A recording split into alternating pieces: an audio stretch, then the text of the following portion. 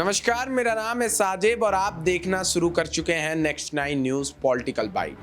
देखिए, उत्तर प्रदेश की सियासत में दिनेश लाल निरहुआ के बयान के बाद एक बार फिर से सियासी गलियारों में उनका नाम फिर से गूंजने लगा है। दरअसल उनका एक बयान आया है कि असली यादव देश के, बाकी सब अखिलेश के। यानी कि सर्टिफिकेट बांटने का काम अब यहाँ पर दिनेश लाल निरहुआ ही कर रहे हैं कि कौन देश का है और कौन देश के बाहर का है।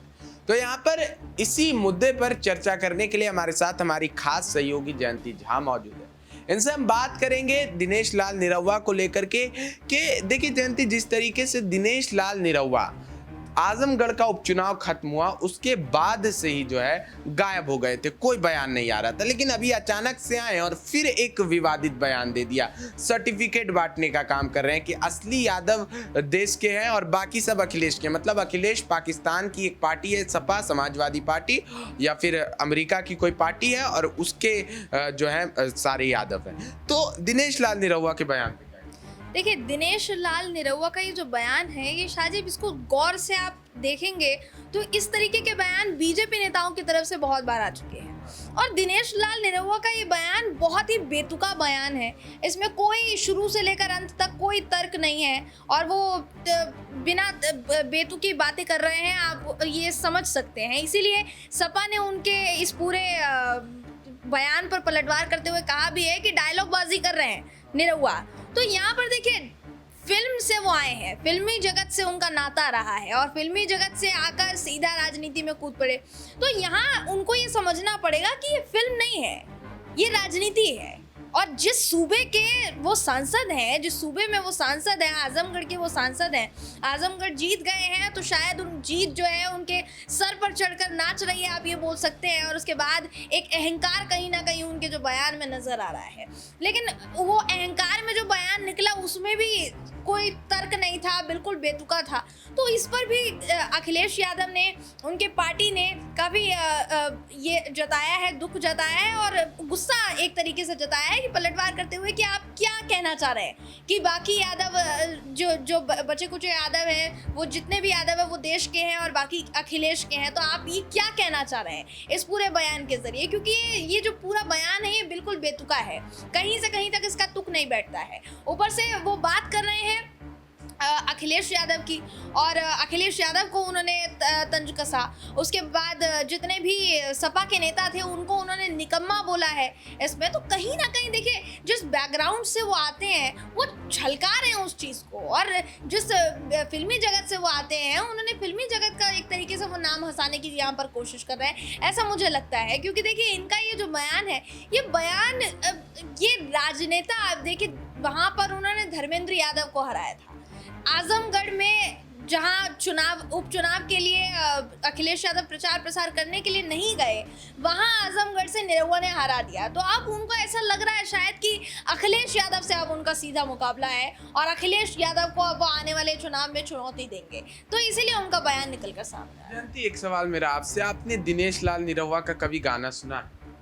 देखिए, गाना सुना है मैंने, और इनके जो जितने भी संगीत, ये देखिए पहले भोजपुरी सिनेमा में स्टार भी हैं, अभी भी हैं, फिल्मों में आते हैं और गाना भी गाते हैं, बोला जाता है। तो देखिए, संगीत है, उन्होंने वो गाने गाते हैं, कौन से लेवल के गाने होते हैं वो, उनको बी ग्रेड फिल्मों में भी कई बोला जाता है कि वो उस तरीके के गाने होते हैं। और उन गानों के लिए अगर मैं ऐसे गाने गा करके ऊपर आए हैं, आज मुकाम पर पहुंचे और अब सर्टिफिकेट बांट रहे हैं। बिल्कुल बिल्कुल बिल्कुल। देखिए, ये बात उनके ऊपर उठ रही है कि आप, यही बात सपा बोल रही है कि आप जिस बैकग्राउंड से आते हैं, आप एक फिल्मी जगत के बैकग्राउंड से आते हैं। ऐसा नहीं है देखिए कि फिल्मी जगत से और कोई नहीं आया है। आप सपा की ही बात कर लीजिए, सपा में अभी इस वक्त बड़ी नेत्री हैं जया बच्चन का कितना बड़ा कद है, सोचिए।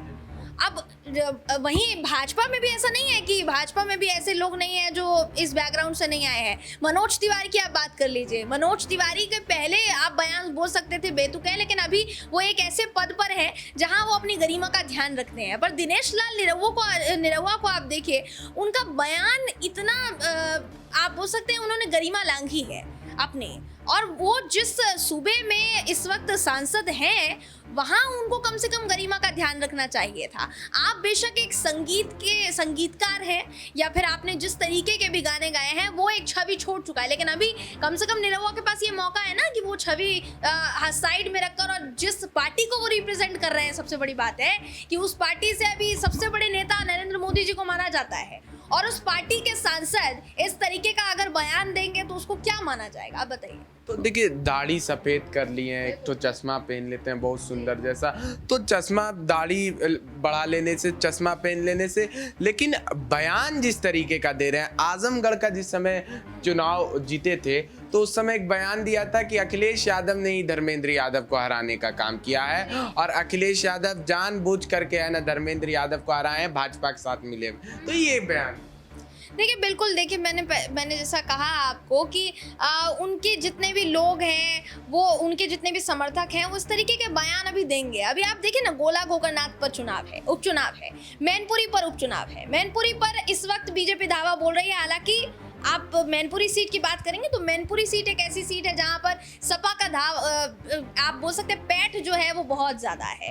तो सपा की पैठ वहां पर मैनपुरी सीट पर भाजपा की चलेगी नहीं चलेगी तो आने वाला वक्त बताएगा। हालांकि पैठ जैसा मैंने कहा वो ज्यादा है और मजबूत है सपा उस सीट से। बाकी रही गोला गोकर्णनाथ सीट की बात, तो गोला गोकर्णनाथ सीट पर भी बीजेपी अपना धावा बोल रही है। अब ऐसी इस तरीके की सीटों पर अब उपचुनाव होने वाले हैं, 2 सीटों पर उपचुनाव होने हैं, नगर निकाय चुनाव होने हैं। इन सबके लिए माहौल तो बनाना पड़ेगा ना शाजिब, वही माहौल बनाया देखिए जनता को दिग्भ्रमित करने बिल्कुल बिल्कुल देखिए, जनता को दिग्भ्रमित करने की कोशिश की जा रही है। ये मुद्दे नहीं है कि आप यादवों को भी बांट रहे हैं, आप अभी तक तो एक वर्ग को बांट रहे थे, आप एक धर्म समुदाय को बांट रहे थे। अब ये आरोप लगेंगे भाजपा पर या दिनेश लाल निरहुआ के बयान के बाद कि शायद अब हिंदू समाज को भी बांटने की कोशिश हो रही है क्या?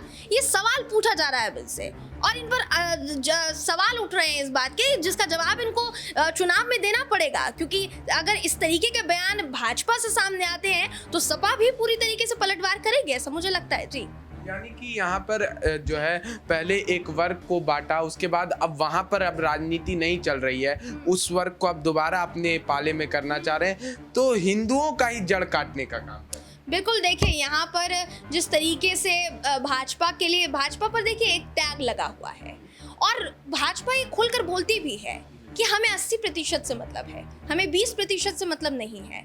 तो यहाँ पर जिस तरीके के बयान उनके नेतागण दे रहे हैं, अगर आगे जाकर वो बयानों की आप बोल सकते हैं इंटेंसिटी बढ़ती है और वो बयान और ज़्यादा बढ़ते हैं, तो फिर इनके हिंदू वोट बैंक में भी सेंध लग सकती है। और ये सेंध कौन लगाएगा? ये सेंध अखिलेश यादव लगा सकते हैं, क्योंकि यहाँ पर इस वक्त उनके पास समय है।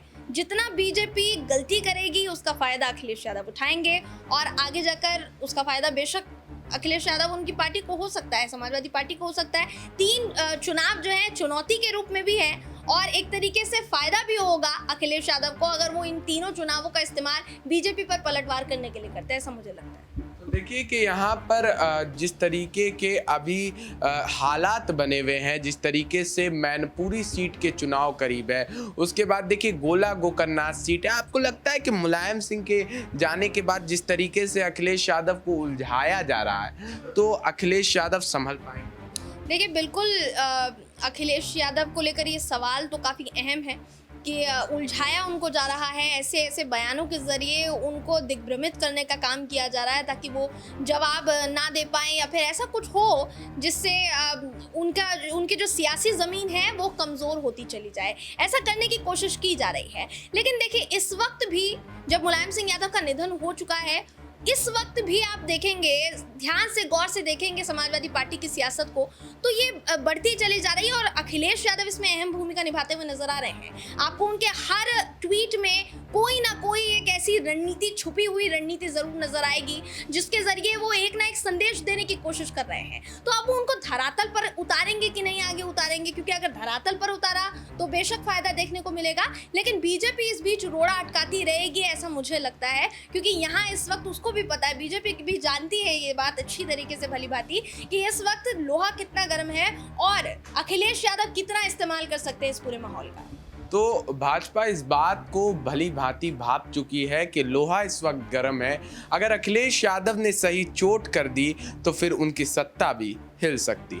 फिलहाल आज की इस रिपोर्ट में इतना ही था। तब तक के लिए बने रहिए और देखते रहिए नेक्स्ट 9 न्यूज़ पॉलिटिकल बाइट।